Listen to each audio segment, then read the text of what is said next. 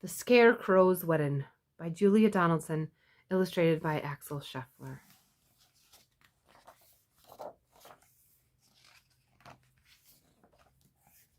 Betty O'Barley and Harry O'Hay were scarecrows. They scared lots of crows every day. Harry loved Betty, and Betty loved Harry. So Harry said, "Betty, my beauty, let's marry. Let's have a wedding, the best wedding yet, a wedding that no one will ever forget." Betty agreed, and so they hugged and they kissed. And then Betty said, "Harry, dear, let's make a list." "Just as you say," answered Harry O'Hay. So they wrote down the things they would need on the day. A dress of white feathers, a necklace of shells, lots of pink flowers, 2 rings, and some bells. Then Harry gave Betty O'Barley his arm, and the Scarecrows set off on a hunt round the farm. They hadn't gone far when they spotted some geese. "Oh, geese, if you give us a feather apiece, you can come to our wedding, the best wedding yet, the wedding that no one will ever forget." "We will," honked the geese, and they each gave a feather. A spider friend offered to sew them together. "Hooray!" cried the Scarecrows. They hugged and they kissed, and they hurried back home and crossed dress off their list. Then Harry gave Betty O'Barley his arm, and they set off once more on their hunt round the farm. They hadn't gone far when some cows gathered around, and the bells round their necks made a wonderful sound. Ring-a-ding-ding, ring-a-ding-ding. "Oh, cows, will you please come and make your bells ring for our wonderful wedding, the best wedding yet, the wedding that no one will ever forget?" "Yes," mooed the cows, "we can tinkle our bells." And then a crab scuttled up with a necklace of shells.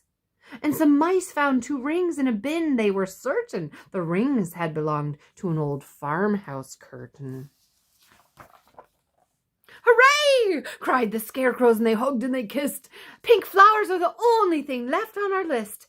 And then Harry said, "Betty dear, I can find those. Why don't I pick some while you have a doze?" Pink flowers,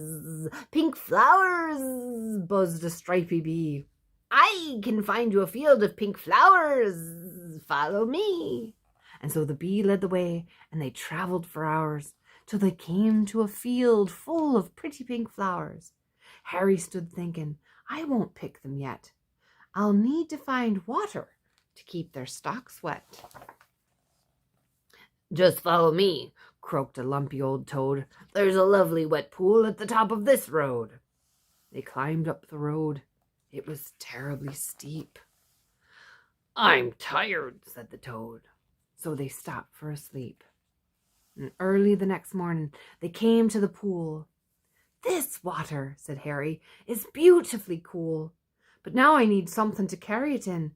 A jug or a vase or a cup or a tin." "I think I can help," said a slithery snail. "I can show you the way to a very fine pail." So the snail and the Scarecrow set off on their way. But the snail was so slow, it took more than a day. Oh boy. Betty was worried. "Oh, what's happened to Harry? Where is the Scarecrow I'm planning to marry?" And the farmer came by with a frown on his face. He made a new Scarecrow to take Harry's place. "Good day," said the Scarecrow. "I'm Reginald Rake." He took Betty's hand and he gave it a shake. "Together," he told her, "we'd make a fine pair. You're really quite pretty, apart from your hair." And then he jumped on the tractor and told her, "Hop in. I'm a really fast driver. Let's go for a spin." But Betty said, "No, I must wait here for Harry. He is the Scarecrow I'm going to marry. We're planning our wedding, the best wedding yet, the wedding that no one will ever forget." "Ha ha ha!" Reginald laughed. "You'll be waiting forever. Forget about Harry. I bet he's not clever. I must be the cleverest Scarecrow alive. I can sing lots of songs. I can dance. I can drive. I'm dashing. I'm daring. I'm cool as can be. I can even blow smoke rings. Just watch me and see." And he took out a big fat cigar from a packet the farmer had foolishly left in his jacket. "But smoking is bad for you," Betty exclaimed. "Really, you ought to be feeling ashamed." Don't be a fusspot, said Reginald Rake. My smoke rings are staggering, make no mistake. So he struck up a light, and he started to smoke, but straight away started to sputter and choke. And what happened next was completely unplanned. The lighted cigar tumbled out of his hand. It fell to the ground, and it started a fire, and Betty screamed, "Help!" as the flames flickered higher.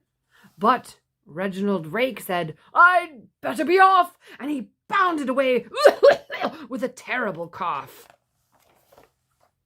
Then suddenly, who should appear on the farm but Harry O'Hay with a pail in his arm. "Betty!" cried Harry, "my own future wife!" And he poured on the water, and he saved Betty's life. They picked up the flowers, and they hugged, and they kissed, and they said, "Now that's everything crossed off our list." So Betty O'Barley and Harry O'Hay wed one another the very next day, and everyone, even the snail who was late, said, "Don't they look happy, and don't they look great?" This, they agreed, as they sprinkled confetti on Harry O'Hay and his beautiful Betty, is the best wedding ever, the best wedding yet, the wedding that no one will ever forget.